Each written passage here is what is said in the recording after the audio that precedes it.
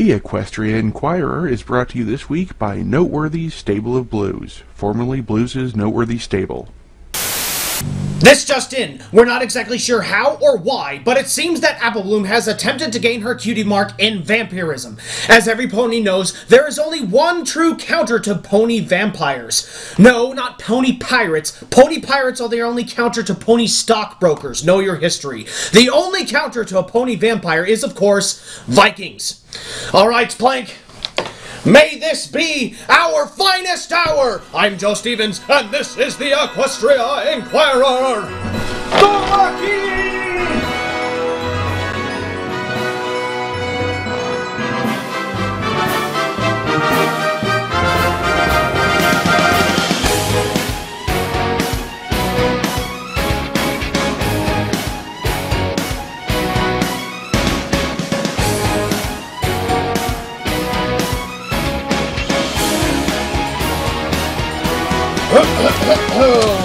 Good evening, Ponyville. Turns out, Applebloom was not a vampire. She was just really pale from eating too many zap apples. Apologies to the Apple family and the angry villagers who suffered third-degree burns trying to burn down the Apple family farm.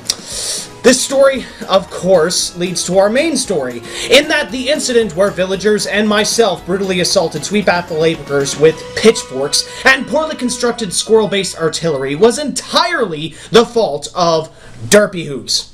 The bruises? Derpy Hooves. The fires? Derpy Hooves. Applebloom attempting to create a stand-up comedy album? Also Derpy Hooves. In fact, to save time, all of Equestria has decided to blame everything on Derpy Hooves. Now, Derpy Hooves may not have actually been anywhere near Applebloom when all of the town assaulted her. She was also nowhere near Rarity when Rarity put a mustache on the Mara Lisa painting. We know it was you, Rarity. Don't try to deny it. We're still gonna blame Derpy, though. You see, there are many things that go wrong in Ponyville. I mean, the town was founded at the edge of a haunted and terror-filled forest. Again, blaming Derpy for that. This is not to mention the many problems facing Equestria itself. From ongoing conflict with the changelings, to Sweetie Belle trying to create artificial intelligence so she can create a cyborg uprising. With so much facing this kingdom of ours, it becomes difficult for everyday ponies to reconcile themselves to day-to-day trials of living in such a tumultuous land. And so, to make things easier, and to alleviate the psychological pain of living near a dam that constantly breaks with no pony but Scootaloo and a few dozen other ponies to blame, scientists, psychologists, government agents, and a sentient pumpkin have declared that henceforth all problems, trials, and general issues of negativity shall rest solely on the shoulders of one Derpy Hooves. In other words, everything is Derpy's fault. Mind you, this was not an arbitrary decision. We all remember the multiple occasions where Derpy dropped things on every pony's heads. We recall she destroyed Ponyville Town Hall. We recall she co-wrote Disney Pixar's Cars 2. That one still stings. As good-natured an attempt at helping ponies or trying to make cinematic, entertaining movies she may be, the sheer number and visibility of Derpy's problems creating tendency has made her the perfect candidate for blame for every pony else's problems. As such, the word derp has been added to the vernacular as a way of saying something bad has happened. For instance, I derped and broke my leg climbing that mountain. I derped and bought tickets to Madagascar 3. To use the word in this method means to blame Derpy Hooves for the problem that occurred. Using Derpy Hooves as a skate pony for every problem in Equestria has saved untold amounts of time. When one pony harms another, Derpy can be blamed and animosity is prevented. If a burglar steals something, he or she can simply blame Derpy and be released of a criminal record. And, of course, we can now stop blaming Scootaloo every time she tries a new mixture of plutonium in her interstellar fusion propulsion devices. Scootaloo is too cute to blame for massive loss of life, so Derpy's much better for taking the fall.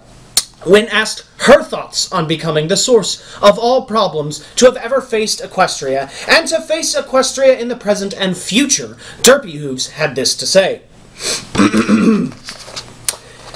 I know what went wrong. It was my fault. I did it. everything. You can blame me. It's okay. As long as every pony else has a happy life, I'll take the blame. I just screw up things anyway. We can still be friends though, right? I just realized that this bit was kind of mean. Oh well, it was Derpy's fault. Man, dinner isn't supposed to come with a sugar rush, so why is that all you seem to be able to get in this town? If you're ready to feel full without feeling frantic, come on down to Noteworthy's Stable of Blues. Get some real food in your mouth, some good music in your ears, and an evening away from the noise of downtown Ponyville. Every Friday and Saturday night we got the coolest musicians in Equestria. Philly Holiday, Oates Redding, Bruce Wilson. And when we don't have any guests, we still got our own cool as ice house band to entertain you and get you in a real chill kind of mood. Noteworthy Stable of Blues, in between Caramel's Fancy Dentistry and Mary May's Merry Mortuary. Seriously, Bruce Willis only played her like twice, and the second time he snuck in, so, you know, no big deal.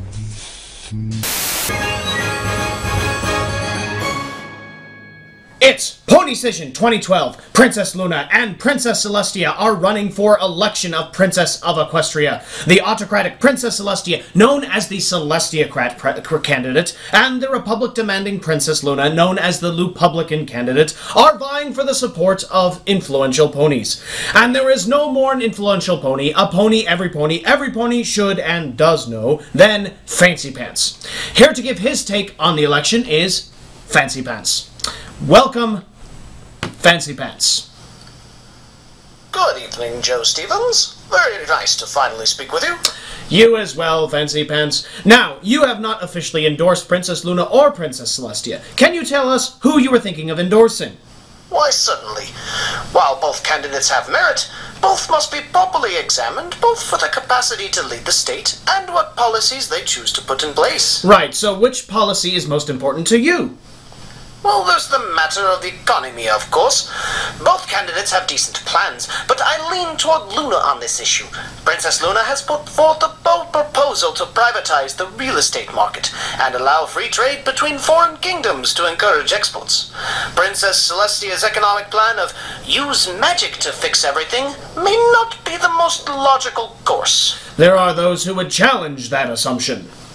Of course. I do prefer Princess Celestia's stance on foreign policy, mind you. Celestia wants to encourage an arsenal of love, so that should the changelings return, we can blast them to oblivion with love-enhanced power. Princess Luna's policy of ignoring things until the problem resolves itself seems ill-advised. Of course, she has recently come out with an exact plan and has shown harsh action in the past, but I'm not confident in what she's said so far. Well, you can't argue with the results. Are there any issues that both candidates are even for you? Well, neither Celestia nor Luna have said much of anything on the Equestrian Space Administration. You do realize that that was only created after Scootaloo blew a square mile of Ponyville into orbit, right? I mean, it's not... Yes, and we've done nothing proactive since. Scootaloo brought us to the moon. However much of loss of life and resources it created may dampen the accomplishment, but it is still something to be proud of. And yet Princess Celestia has cut all funding to the program since its inception. It's as if she doesn't even want Scootaloo to accidentally propel some pony into orbit anymore. And while Luna has criticized this stance, she has yet to put forward any program of her own. We've been to the moon. Accidentally, of course, but I will tell you whichever princess can put together a plan that will put a pony on Mars, purposefully or otherwise, will be the princess that will get my vote. Well, are you sure you don't want to come out and endorse one or the other? There's too much at stake to base my decision without knowing all the facts. Who knows what each candidate will support in the issues? Well, doesn't it really come down to democracy or autocracy? That's what's at stake here. Issues are the deciding factor for me. Platitudes and generalities are worth little more than an emotional response. What will the candidate do in a republic or a kingdom? That is what should concern ponies. Well, thank you, Fancy Pants. This has actually been the most civil discourse we've ever had in Ponycision 2012. My pleasure. And might I say, that tie is quite stunning. It takes one of assurance in oneself to wear a black tie. Thank you. However, that black suit seems a little bit off, and the blue shirt, might I suggest red? Ponies trust a man bold enough to wear red, and blue holds too much room for mistrust. You do not criticize my shirt, Fancy Pants. I like my blue shirt. No need for harsh words, chum. Don't you chum me, I will chum you. Look, why don't we just blame Derpy Hooves for this altercation? What say? Seems to be the thing to do lately. Right. Fine. Here's Tech Rat with this week's Mares in a Minute.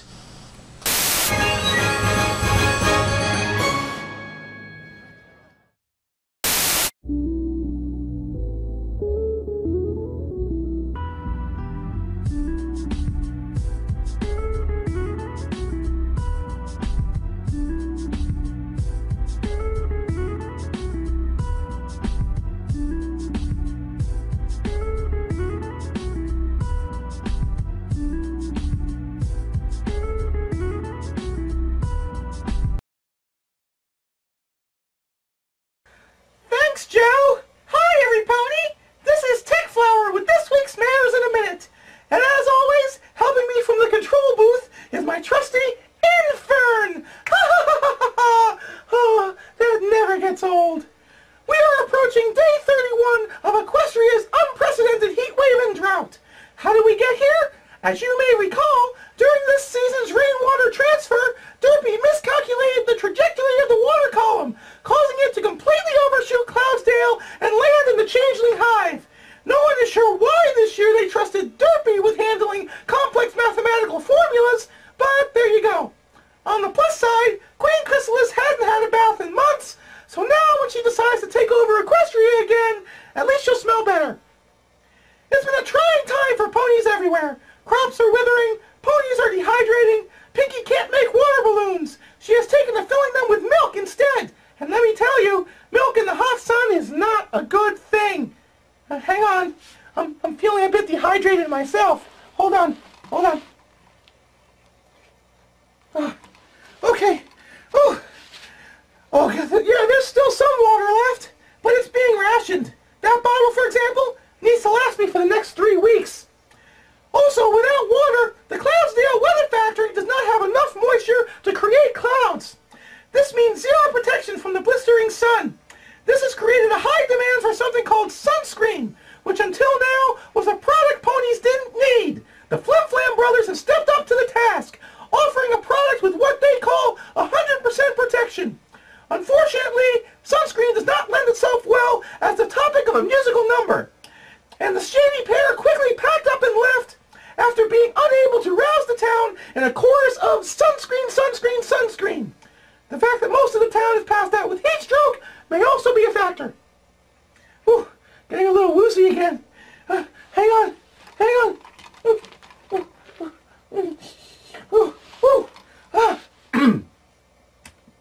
The heat and lack of water have also taken their toll on Ponyville's crops, and alternate methods have been explored for watering them. Unfortunately, gathering all the ponies in the field and having them read My Little Dashie at the same time did not have the desired effect. The large volume of tears did not spread evenly, and the high salt content made them nearly worthless. Whew, getting lightheaded again. Maybe another sip. Oh no, it's empty! Oh no, this isn't good. Oh, a flower without water is like Derpy without muffins. Neither can survive. Well, I'm not sure how much longer I can last, but I'm a professional, so I'm going to keep reporting till the bitter end. In an attempt to provide some relief for her subjects, Princess Celestia has decided to alter the schedule by which she raises and lowers the sun, so that the land is not bathed in the harsh heat for as long each day. She is calling this new schedule Daylight Navings Time! Ooh. Oh no. Oh no. I think this is it. Oh, this is the big one. Oh, you hear that, Elizabeth? I'm coming to join you, honey. Any damages caused by Techrat's segment and the wrestling matches he covered are the complete fault of Derpy Hooves. See? All better now. No problem. Here's LTT Moose with this week's Horseshoes and Hand Grenades. Horseshoes and hand grenades, we're making it all up as we go along, yeah. Good evening, citizens! After what must have been a long and emotionally awkward conversation, Some Pony has finally explained what a bachelor party is to local baby dragon and library assistant, Spike. Though visibly shaken and clearly unprepared for the shocking truth, the little dragon courageously vowed to throw the best bachelor party his juvenile mind could come up with. Though the wedding took place months ago, the recipient of the party, Shining Armor, was originally receptive to the idea. After the political fallout resulting from his last bachelor party, in which Ivan, a unicorn pony from Stalingrad, assaulted the Griffin King with a sledgehammer, he and the royal family were hoping that an innocent party thrown by a child would be a public relations boon. However, after Shining Armor turned up the next day sporting a freshly scabbed and clearly infected facial tattoo, they realized just how wrong they were. Lacking the resources himself, Spike borrowed some of Pinkie Pie's party arsenal. "Every pony always says they want something small and simple," said Spike.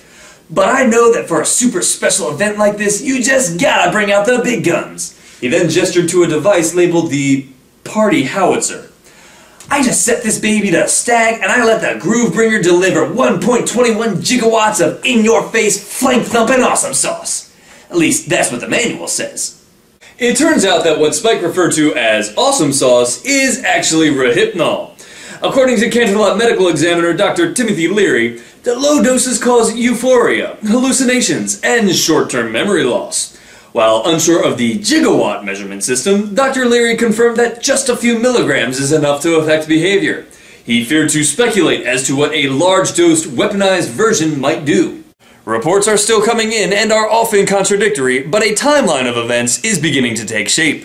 It began when fashion model Fleur de Lis was supposedly going to jump out of a cake, but instead, fireworks erupted from the baked bed. Moments later, Fleur was hurled into the night sky from a launching tube.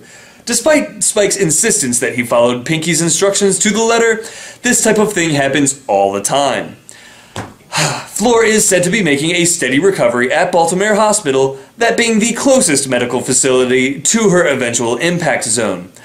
Facial reconstruction experts speculate that her modeling career may be over. According to Lance Tailhook, a member of the Royal Guard and a guest at the party, the crowd then proceeded to Canterplots, an establishment where ponies on stage wear nothing but socks. Well, at first I didn't see the point. I mean, ponies don't normally wear clothes, and when they do, it's usually fancy dresses. But then the girls started taking those socks off, and I totally saw the appeal. I mean, they had so much trouble with those things. It was hilarious and adorable at the same time. Like watching a kitten get caught in a paper bag. Details at this point become increasingly sketchy and impossible to validate. However, eyewitnesses claim to have seen the party participate in various rowdy activities, such as cow tipping, super speedy cider squeezing, and assisting local celebrity Zach Galifianakis in rescuing a young foal. Fluttershy could not be reached for comment, as she was busy recapturing a tiger that the revelers had set loose.